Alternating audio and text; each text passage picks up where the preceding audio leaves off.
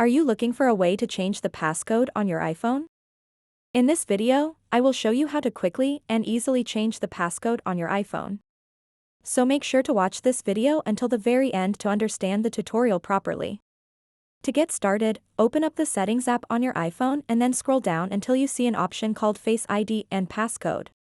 Once you've found it, tap on it. And then enter your current passcode. After that, it will show you this page. So now what you want to do next is scroll down a bit. And you'll see an option called Change Passcode. So go ahead and tap Change Passcode. And then enter your old passcode, aka the current passcode of your iPhone. After that, simply enter your new passcode. Make sure it's not easy to guess. And then re-enter your passcode to confirm it.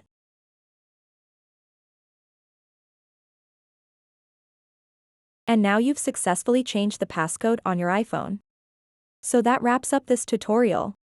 If you have any questions about this whole process, please let me know in the comments section below. And if this video helped you out, please give it a big thumbs up and subscribe to this channel for more tutorial videos like this one. Thank you so much for watching and have a good day.